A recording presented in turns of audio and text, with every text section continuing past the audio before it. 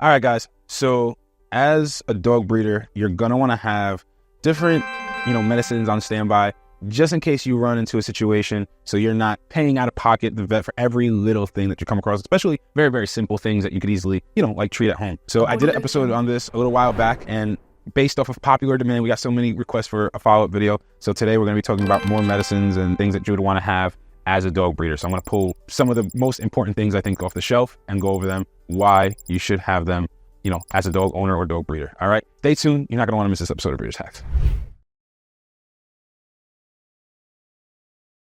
What's going on, Bully fam? It's your boy, the educator, the scientist, Mr. Double Muscle Line Bulls, bringing you another episode of Breeders Hacks. So today, I'm just going to really be pulling off the shelf some of the most important medicines that in my opinion, I feel like every dog breeder should aspire to have. This isn't something that you just get everything overnight. You slowly acquire. Like, for example, if I get medicine because I took my dog to the vet, I don't throw that away. If the expiration date and everything's still good, I'm going to hold on to that, especially if it's something that I come across that's very easily treatable later. So I'm not your vet, FYI, just a quick disclaimer, don't sue me or anything like that. But I'm just, a breeder that's been breeding for the past decade and just sharing my experiences and knowledge with you guys, what I've personally dealt with. So I'm going to cover some things that you can, request from your vet, some things you can buy online on different online retailers and stores and so on and so forth. So let's go through all these, and I'm just going to grab off the shelf, my little medicine shelf, and kind of cover with you guys some of what I think you guys would ideally want to have, right? The first one, a form of clavamox, potassium. It's actually amoxicillin and potassium clavolite, right? So there's different name brands, but that's what you're looking for. The actual drug itself is potassium clavulinate, I believe, and amoxicillin. And basically it's like an enhanced form of amoxicillin because there's different like salts and things like that make it more absorbable in the body. But you're going to generally use something like this, especially a liquid version for like puppies. This is one of the few safe antibiotics that you can give to brand newborn puppies. I mean, I'm talking about puppies that were just born. If they're struggling because of a particular bacteria, you may need to use clavamox. It's overall general antibiotic. So you're going to want to have this on standby, in my opinion, anytime you're having a litter. If you have adult dogs that maybe you want to treat, yet again, use a general antibiotic. They actually do have a pill version as well. That's what you're going to want to use because the liquid, a bigger adult dog, you'll fly through it. That's my first one, right? Next one, similar, in an oral form, cephalexin. The reason why I like to have it in the oral form is like for puppies, for example. It's an antibiotic. It's similar to clavamox in the sense that it's a general antibiotic. The thing is that it comes from like the cephalosporin, if I'm pronouncing that correctly, family. Dogs don't have as much of a resistance to this. I like to use it more for like, say they have like skin issues and things like that. I may throw this in to try to help from the inside out, depending on the skin issue. So cephalexin liquid, I like to have on standby. That's definitely one. Another one, metronidazole. So metronidazole, what's cool about metronidazole is it's really designed to be like an anti-diarrhea medication. So if you have a dog that has really bad diarrhea, it kind of, in my opinion, like me and my buddy joke around and we call it like a Pepto-Bismol for dogs. This and Albon, because it really kind of helps with the diarrhea, helps settle the diarrhea. So metronidazole, when you have dogs that have bad diarrhea, you may want to use this so they're not getting dehydrated from the diarrhea. You can get this in liquid in pill form. This right here is compounded, but Drontal. I've done an episode on this, so you guys can go check it out. Literally, in my opinion, it's one of the best dewormers you can get your hands on. This is just simply a dewormer. It's one of the best dewormers you can get your hands on simply because of the fact that it's 4 dewormers in one. So it has paraziquantel, it has pyrantopulmate, it has fendibendazole, and basically it's all the dewormers that you would want to have. People don't realize. People will buy each individual dewormer not realizing that it only kills a certain amount of protozoa, worms, and things like that. But Drontal has been designed to have all the dewormers in one, so it kills everything.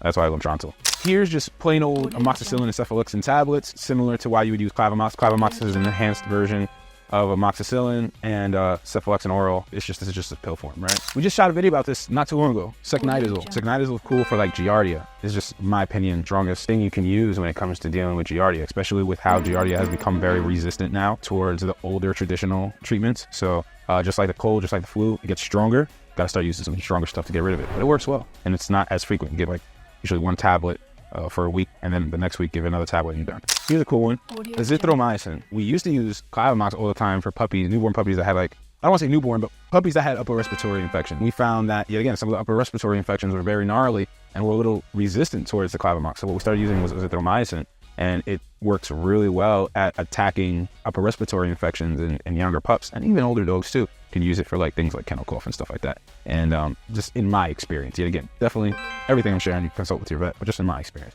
And I recommend all you guys, don't take my word for it, go check out the veterinary drug handbook. and see what, what it says. Vitamin B12, right? Vitamin B12. This is an injection, right? I learned about this from a vet here, a reproductive vet here, actually in the tri-state area, that I had a dog that was sickly and had a weak immune system, right? Like he was sick. So he said, all right, we're going to give him these antibiotics, as well as I want you to give him injections of vitamin B12. It's going to help his immunity. It's going to help his health get better because his immune system is going to get stronger. So he was like, you can even use it yourself. I didn't, but I'm taking his word for it. And actually the dog got a lot better actually. So vitamin B12, you're dealing with those that you need to help boost their immune system. That's what he told us, and it worked well from my experience. This is actually a ear medication. So this one's a little bit different, but I have this here, so it actually reminds me that I got to get that one. Claro's really cool. I would say a lot of vets will prescribe you an ear medication like a flush that you go and squeeze into the ear and rinse it out, and they don't really work that well. But Claro is a one and done treatment where you squeeze it into the ear, or I believe it's called Orsunia. Either one of those, you squeeze it into the ear. It's a paste. You squeeze it into the ear, empty the whole tube into the one ear, and boom, you're done. Some of them, like Orsunia, you have to do like I think a second treatment afterwards. But for like Claro, it's a one and done. And literally, it's not only an antibiotic, it's an antifungal, it's anti-inflammatory. It'll cause a swelling to go down if the dog has humongous swelling in the ear, things like that. So that to me is like one of the best ear treatments you can use. So I would definitely try to get your hands on Claro or something. This is just an honorable mention. I have the Dronto. This is puppy Dronto. They have a puppy version, but it's a little bit difficult to get your hands on. Yet again, you could always just buy the individual ingredients itself. So you could look up puppy Dronto, for example, and buy, the pyrantel, pyrazoquantel, bendamidazole, and do those all individually if you can't get your hands on Dronto. Carprofen's really cool. It's a non-steroid anti-inflammatory. Where I've seen it used the most is like, for example, the dog, say he has a urethral prolapse, they'll put the dog on carprofen for a month to get the swelling to go down. You can use it for, yet again, like stuff like that. It's just an anti-inflammatory. It's going to help with whatever swelling in any situation. It's going to help it go down. And because it's not a steroid, the dog can be on it for much longer. Steroids, you don't want the dog on for a very long time. It can be very detrimental to their health. Oxytocin. And I know about oxytocin actually from when my wife gave birth to my son. Oxytocin they give to the dogs to actually help with contractions so that she can continue to push out whatever puppies are still inside of her, or whatever the case it may be. Not only that, with oxytocin, it also helps with milk letdown. So she'll actually start to produce more milk, things like that. So oxytocin's good if you're having, like, say, a natural litter and she's like kind of, slowing down or tiring out or whatever the case may be. You give a little bit of oxytocin to kind of help with those contractions to more quickly and more easily get the puppy. So oxytocin's a really big one for people who do like natural litters and stuff like that. Sulfamethoxazole and trimethoprim, right? This is very, very similar to like Albon. I don't have Albon here, but that's what I wanted to mention. Like an Albon or sulfamethoxazole and trimethoprim, aka SMZs, aka sulfur products in general, right? A liquid form like this, I was saying with metronidazole, this is actually even better. What we use it for is like a Pepto-Bismol for the puppies when they have really upset stomachs, diarrhea, things like that. We'll use something like this and it usually really helps with the poop, or like, for example, if they maybe have slight symptoms of coccidia, but we're not 1,000% sure, maybe we'll just give this as a precautionary measure, but it really, really, really, really helps. Puppy poop problems, I guess that's the best way to put it. So you always want to have something like this on standby. Maybe like one or two more I want to mention. And then if you guys want to see a part 3, this is the perfect opportunity to drop a comment down below in the video. All right, here's a cool one that I'm going to actually do an episode on. It's Furazone. So some states you can get it in, some you can't. Some you can buy it on Amazon and it'll get delivered right to your house. Some you can't. But you can buy this online without a prescription very easily, right? Furazone. And what I learned about this, and I need to be very careful as I open this, right? I believe this is actually designed for horses. But basically, the dogs get into like a little bit of a scrap and the dog has a gouge or a gash, or say the dog was climbing underneath the fence and scratches itself really bad, or whatever the case it may be. Furazone is good for wounds. The key thing though is that, from what I was taught, you want to put gloves on, and then you can put the Furazone on the wound, because of the fact that there is cancer-causing agents from what I've heard. In situations where the dog has a really bad cut, gouge, whatever the case it may be, this helps it heal tremendously. And there is antibiotics or some type of medicine inside of these things. I couldn't tell you exactly what it is, but it says somewhere on the label. I remember one time we had a dog that got loose and went underneath one of the cars, and the car had been turned off for only maybe a minute or two, so the exhaust was still hot. So when the dog climbed underneath, got out of the yard and went underneath the car, it had a really bad burn from going underneath the exhaust.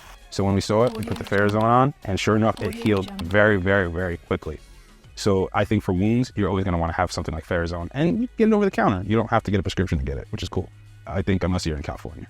This is another one you can get without a prescription. You can easily buy on Amazon, online, blah, blah, blah. terramycin, right? It's antibiotic. It's a very, very light antibiotic that you can use for the eyes. So say the dog has some sort of, like we did an episode on it, the puppy has neonatal conjunctivitis, where there's literally pus filled in the eye. You want to warm it up, open up the eye, put the terramycin in. Say the dog has a scratch on the eye, right? An ulcer on the eye. You can use plasma, or you could also alternate with some terramycin.